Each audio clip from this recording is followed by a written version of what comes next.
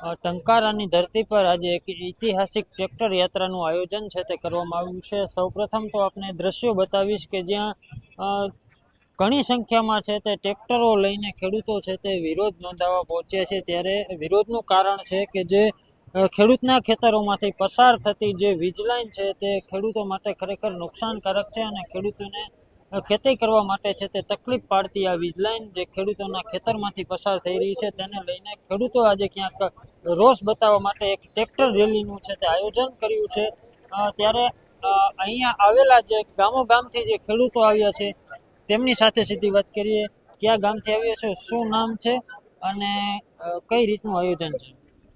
અમે મોરબી જિલ્લાના ટંકારા તાલુકાના સાવડી ગામથી આવું છું। મારું નામ જીતુભાઈ ઘોસરા છે અને આજે 765 કેવીની જે વીજ લાઈન એવી પસાર થઈ રહી છે ખેડૂતોના ખેતરમાંથી, એના સંતોને અમે આજે 4 મહિના થયા આ મહેનત કરી રહ્યા છે ખેડૂતોને જગાડવા માટે કે અમારી મા સમાન ધરતી ઉપર જે જ્યારે 765 કેવીના આવા હેવી વીજ પોલ આવી જાય છે અને અમારી જમીન બંજર થઈ જાય છે, અમારે ખેડૂતને ખેતી કરવા માટે જોખમ ઊભું થાય છે। ચોમાસાની માલિપા વરસાદની સમયમાં પોલ નીચે જઈ શકતા નથી, આવા અમને ન્યૂઝ મળેલા છે। મારા ખુદના ખેતરમાં 7 વર્ષ પહેલા એક પોલ આવેલો છે, એ પોલ નીચે મારે એક ઓયડી છે મજૂરને રહેવા માટેની, એ ઓયડીની માલિપા આજની તારીખમાં ઇલેક્ટ્રિકનો લેમ્પ રહેતો નથી। જ્યારે 440 કેવીમાં ઇલેક્ટ્રિકનો લેમ્પ ન રહેતો હોય તો 765 કેવીની માલિપા અમારે નીચે અમારા મજૂરને નીચે કામકાજ કરવું હોય તો અમારા જીવનું જે જોખમ છે એ જોખમના રક્ષણ માટે અમે સરકારશ્રીને અમે કંપનીને એક મેસેજ પહોંચાડવા માંગીએ છીએ આપના માધ્યમથી, આ રેલીના માધ્યમથી, કે દરિયાકાંઠાની પટ્ટી ઉપર ઘણી બધી એવી બંજર જમીન પડી છે કે એવી જગ્યા ઉપરથી તમે આ વીજ લાઈનને પસાર કરો કે જે ખેડૂત પોતાનું પેટિયું રડે છે, સારી ફળદ્રુપ જમીન બનાવી છે, એમાં આવી હેવી વીજ લાઈન પસાર ન કરો। આવી વિનંતી વારંવાર કરવા છતાં કલેક્ટરની અમને જે નોટિસો આવે છે એ નોટિસોના જવાબ આપતા આપતા અમે હવે થાક્યા છીએ।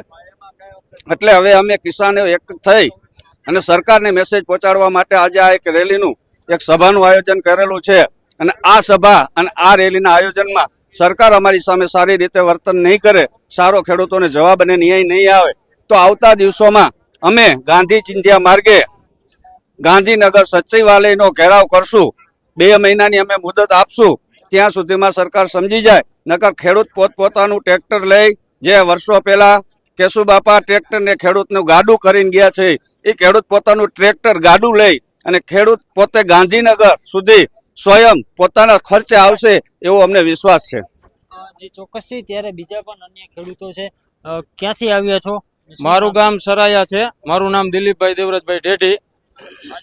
આ રેલીનું આયોજન છે, ખરેખર તો આજે વીજ પોલ પડી રહ્યા છે, શું તકલીફ ખેતીમાં શું તકલીફ પડી રહી? જો પેલા તો ખેતીમાં તકલીફ એ પડે છે, અમારા બાપ દાદાએ જે જમીન સાચવી છે તેની અત્યારે વેલ્યુ 50 લાખ 60 લાખ 70 લાખ એવી વેલ્યુએશન છે।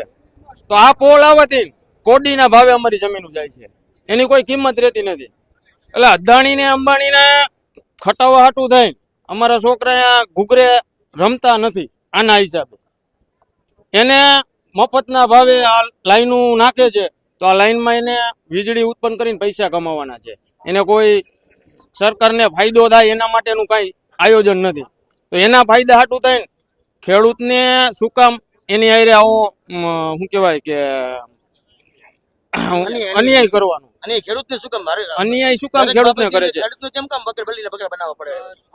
ભાઈ આપણે અનેક આવી રેલીઓ જોઈ છે કે જે ખેડૂતો માટે યોજાતી હોય છે, પણ તમને લાગે આમાં ક્યાંય રાજકીય રેલી કહેશો કે માત્ર ખેડૂતનો આક્રોશ છે? ના સાહેબ, રાજકીય કોઈ રેલી નથી, આ બધા સ્વયંભૂ ખેડૂતો બધા આવ્યા પોતાનું સાધન લઈ અને અમને છેલ્લા આજની 2 તારીખની અમને કલેક્ટર સાહેબે અહીંયા મુદત માટે બોલાવેલા છે। એટલે અમને ખબર પડી કે ભાઈ અમને અમારી ઘરે રેવન્યુ તલાટી દ્વારા અમને એક નોટિસ આપવામાં આવેલ અને એ નોટિસ દ્વારા અમને જાણ થઈ કે આજ કલેક્ટર સાહેબે 2 તારીખે અમને મુદત માટે બોલાવેલ। ત્યારે અમને એવો વિચાર આવ્યો ઘડીક વાર તો કે ભાઈ અમે એવો કયો ગુનો કર્યો કે અમને કલેક્ટર સાહેબે નોટિસથી અને અમને કલેક્ટર કચેરી બોલાવ્યા? તો અમારું સાધન ટ્રેક્ટર છે, અમે ટ્રેક્ટર લઈને આજ કલેક્ટર કચેરી જવા માટે નીકળ્યા છે। હવે રેલી સ્વરૂપ તમે ગણો તો ભલે અને જે સ્વરૂપ તમારે ગણવું એ ગણો, બરાબર। અમે ટ્રેક્ટર લઈને કલેક્ટર કચેરી અમે મુદત માટે જઈએ। શું કહેશો, આજે કદાચ આ તમે જે મુદત મૂકવાના છો, 2 મહિનાનો તમે ટાઈમ આપો છો, એ પછી પણ જો આ રેલીને કે આ મુદ્દતને કોઈ ધ્યાનમાં લેવામાં નહીં આવે તો આગામી પગલાં શું છે? જો સાહેબ અમને આજ બોલાવેલા કલેક્ટર સાહેબે એટલે અમે કલેક્ટર સાહેબ પાસે જવાના. કલેક્ટર સાહેબ જે કહેશે અમે એની માન્યતા અમે એને શિરોમાન્ય કરશું. પણ જો અમારા જમીન અને અમારા ખેતરની અંદર જો આવા હેવી પોલ આવતાથી અમારી નુકસાની જે થતી હોય અને જો એ અમને નુકસાન કરતા હોય તો અમે કલેક્ટર સાહેબને પણ કહેવાના કે સાહેબ જો આ રીતે જો સરકાર અને આ રીતે જો કોઈ ન સમજે તો અમે ગાંધીનગર ટ્રેક્ટર લઈને જવા માટે તૈયાર છે અમારી બધા ખેડૂતોની. જે ચોક્કસથી ત્યારે બીજા પણ અન્ય ખેડૂતો છે જેમની સાથે વાત કરીશું. શું કહેશો કાકા, ક્યાંથી આવ્યા છો? જબલપુરથી. શું કહેશો, આજે એક અસંખ્ય ટ્રેક્ટરો અહીં ભેગા થઈ કે છે, શું આયોજન છે ને કેવી મુશ્કેલીઓ આનાથી પડી રહી છે? આનાથી મુશ્કેલીઓ તો અમને સાહેબો પડી રહી છે કે એક તો પહેલા અમને એક જ વાંધો છે કે સરકાર શ્રી આ લોકોને બંદોબસ્ત આપે છે અને અમારી જમીનમાં અમને વગર પૂછે મારી અને બધાને રાહોદા કરે છે. એનું કારણ શું? અમે એવા ક્યાં ગુના કર્યા? જો ગુનાગાર હોય તો બરાબર છે, પણ અમારા ખેતર સુધી જવા નથી દેતા એવા આ સરકાર શ્રી કાયદા છે. તો અમે શું કરીએ ખેતી વિશે? આ વીજપોલ ખેતરમાં પડે છે અને કેવી તકલીફ થઈ છે ખેતીની અંદર? શું કહે, આમ કોઈ કામ કરવામાં કે કેવી તકલીફ થઈ છે અને કેવડું જોખમ રહે છે? મારું રોડના કાંઠે જ રાજકોટ રોડના કાંઠે જ ખેતર છે અને એમાં મારો વીજપોલ આવે છે. આજ કરોડોની જમીન છે. આજ ઈ જમીન કોડીના ભાવે વેચાય છે અને ખેડૂત કામ કરી નહીં શકે તો અમે શું કરવાના? અમે ક્યાં જવાના? અમારે 7 પેઢીથી અમારા બાપ દાદા મકાન નથી બનાવી ગયા. એ આજ અમે આમાંથી શું રરી કરી દઈશું?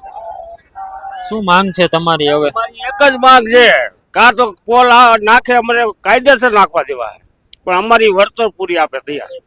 વળતર ન આપે તો અમારે કોઈ વસ્તુ વળતરની કે જાહેરાત કરેલી છે અત્યારે? કેટલું કરી નથી કોઈ જાતની જાહેરાત. તમે શું અપેક્ષા રાખો છો? કેટલું વળતર મળવું? ના જે સહમત થી હાલે અને બધાનું સારું થાય એવું જ કાર્ય કરવાના છે. જે ચોક્કસથી અહીંના ખેડૂતો છે જે આજે એક મોટી સંખ્યામાં ટ્રેક્ટર લઈને અહીં ઉપસ્થિત થયા છે અને એક રેલી સમાન જે ઐતિહાસિક રેલી છે તે અહીંના સ્થાનિકો દ્વારા ગણવામાં આવી રહી છે. આવેલા ખેડૂતો દ્વારા એવું બતાવવામાં આવી રહ્યું છે કે આ રેલી એક ઐતિહાસિક છે.